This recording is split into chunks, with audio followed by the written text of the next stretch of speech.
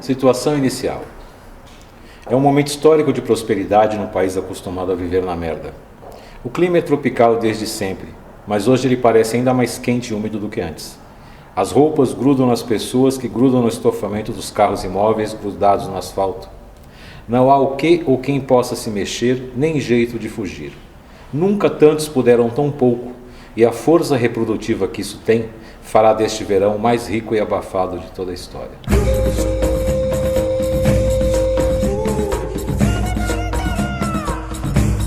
Olá a todos, bem-vindos a mais uma entrevista do Livrada. Hoje o nosso convidado aqui é o Fernando Bonassi, que está aqui em Curitiba, a gente está aqui na Casa Editores Toques de França, falando sobre o livro dele, Luxúria. A gente acabou de fazer uma mesa bem legal aqui com as pessoas na primeira edição da Sabatina Literária do SESI. Então, Fernando, tudo bem, cara? Tudo em paz, Beleza, muito obrigado por ter concedido essa entrevista aqui pra gente. Queria que você começasse falando, então, sobre essa questão do momento político de que se passa esse livro, né? Essa história de um cara que vai construir uma piscina e se fode de verde e amarelo. Assim, né? Olha, cara, eu quis escrever de certa maneira, uma coisa que conversasse com esse momento político, social, contemporâneo, assim, no sentido de que ocorreu uma inclusão social muito grande no Brasil, mas sempre pelo viés, neste momento, pelo viés do consumo, assim. Então eu queria escrever uma história que pudesse retratar esse equívoco, de certa maneira, que é você achar que as pessoas são promovidas, digamos, porque têm bens e tal. Isso foi uma esparrela que a esquerda na América Latina entrou, de certa maneira, de oferecer uma alternativa ao próprio projeto socialista, que é o projeto do consumismo, que foi isso, digamos que a esquerda andou trocando o socialismo um pouco pelo consumismo na América Latina, assim, e isso explica um pouco do que está acontecendo no Brasil nesse momento. Uhum. Essa questão do consumismo, enfim, e se passa, né, com o cara lá que, enfim, compra essa piscina e trabalha num chão de fábrica, ele resolve ter a piscina sendo pobre, né, não tendo direito, né, a ter essa piscina, como você estava falando. Essa questão da ascensão social, enfim, todas essas ilusões talvez que o Brasil tenha criado, né, ao longo de sua história política, assim, isso fez parte também da sua formação, né, pessoal, né? Queria que você falasse um pouquinho sobre isso. Olha, cara, eu sou um cara criado na ditadura, assim. Me lembro de cantar o hino nacional brasileiro todos os dias, de 1969 a 75, assim. E sem entender muito bem para que você fazia aquilo, que diabo era aquilo, que pátria, que catso era isso, que toca sinal, eu salivo, vou para a escola, que era o ambiente totalmente regrado da ditadura, assim. Eu queria, de certa maneira, tratar, exorcizar isso, mas também queria falar do que nós assim, se aquela era a referência ruim, no que nós nos tornamos, entendeu?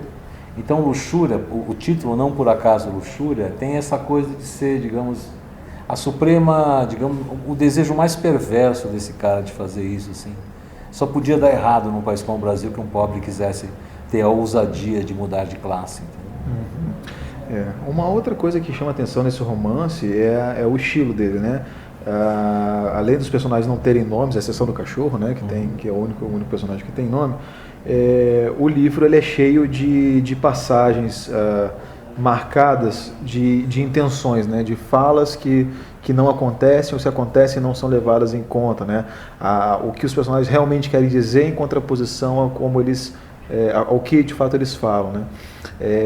Isso também faz parte, né, dessa cultura brasileira, essa coisa da boa convivência, da cordialidade, né? Enfim, isso foi determinante na condução do romance para você? Olha, a ideia de que o brasileiro não é cordial, digamos que o meu primeiro entendimento da vida brasileira é esse, não é cordial.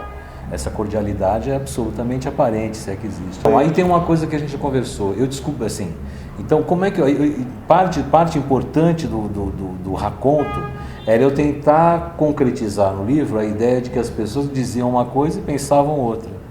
E no instante em que eu percebi que essas duas falas tinham que estar presentes, uma em itálico, que é a fala que ele não fala, e na grafia, digamos, sem nenhuma espécie de trabalho gráfico, o que ele fala de mentira, aí eu tinha o livro na mão. Então, os personagens têm sempre uma fala dupla. Ele fala bom dia, mas fala um palavrão, que é o que ele queria falar para o outro personagem.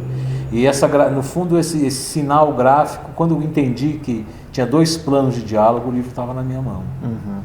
E isso foi parte de toda o que se sucedeu ali, né? O que os personagens estavam sentindo em contraposição ao que eles estavam vivendo. Né? Isso era uma forma de deixar claro como é que em que espécie de esquizofrenia um cidadão brasileiro vive, que é essa de ter que agradecer ao patrão por um emprego ruim, por exemplo, que é o que a gente vive agora. Esse tipo de esquizofrenia precisava ser grafado de alguma maneira. Então. O universo desse livro aqui, né, a gente estava falando sobre isso mais cedo, ele tem essa coisa de um ódio velado uns pelos outros. Os vizinhos são os primeiros a se surgir contra o personagem, os trabalhadores que entram na casa dele para trabalhar de qualquer jeito, tudo isso, esse ódio, assim, essa coisa hostil mesmo, né, da cidade, assim, os trabalhadores todos se odeiam, os vizinhos se odeiam, o marido distrata a mulher distrata a empregada. Isso faz parte de um universo assim que ulteriormente tem essa ideia de que a coisa é ruim e não tem como melhorar, assim, né? Isso, queria que você falasse um pouco sobre isso. Isso é quase um parte-pris político do livro, assim, a ideia de que não dá certo, de que é um projeto falido, o projeto desse cara, como exemplo do projeto de desenvolvimento, de socialização do Brasil, sim. Então, assim, a quantidade de ódio que se destila na cadeia alimentar aí de cima para baixo, eu acho que é a experiência que eu tenho de viver em São Paulo. São Paulo é uma cidade, por exemplo, extremamente agressiva, onde se você não tem dinheiro, você não se diverte. É uma cidade de trabalho, com todas, assim, uma polícia extremamente violenta, uma concessão à violência por parte dos governadores no Brasil nesse momento, para a violência da polícia. Em São Paulo isso é muito evidente, assim. Essa coisa de bater em criança para tirar a criança da escola, pelo amor de Deus. Né? Isso é um fenômeno paulistano, e aqui em Curitiba também tem um governador que gosta de bater em professor também. Né? E gosta. Então, esse estado de coisas tinha que estar lá, cara, sabe? Porque o sujeito que sai com o cacetete, o sujeito que sai para se manifestar, ambos estão nesse mood do ódio. Não é um exemplo, não vivemos um momento de manifestações. Vivemos um momento de confronto de ideias, confronto no sentido explícito da palavra, sabe? E acho que isso precisava estar aí, essa ideia de que somos bonzinhos, cordiais, de que a sociedade brasileira não tem jeito, que a gente vai... Não tem mais jeitinho. Essa ideia do jeitinho, todo esse monte de preconceito em relação ao modo de vida brasileiro, que estava com o saco cheio de olhar para isso, ter raiva disso e não poder manifestar. Queria que fazer um romance cheio de ódio, assim, para ecoar o ódio que está em torno dele, entendeu?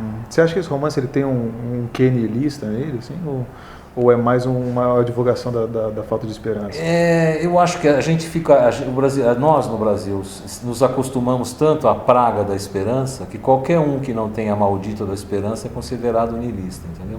Não, é um livro sobre a falta de esperança de quem não fez a lição de casa, de quem não faz a lição de casa, de quem não quer transformar nada. Não, acho que não há esperança. E artisticamente, assim, essa importância, né, que você estava falando, de advogar a falta de esperança, assim, você acha que a arte tem um papel social importante nesse sentido? Eu acho que a arte tem esse papel importante nesse momento, que é se colocar contra essa ideia, essa falsa ideia de que o futuro é o bálsamo para todas as feridas da gente. Não é, cara. O Brasil está num momento muito ruim, de dúvida, de conflito, independente de que lado as pessoas estejam. Nós não estamos andando para frente, estamos andando para trás no meio dessa discussão, e ninguém está falando nada, eu sinto que a coisa está no âmbito muito do conflito ideológico, e a gente não percebe que tudo que está acontecendo já aconteceu. Os que saíram eram ruins, os que entraram são piores, e a gente assiste a isso impávido, colosso. Entendeu?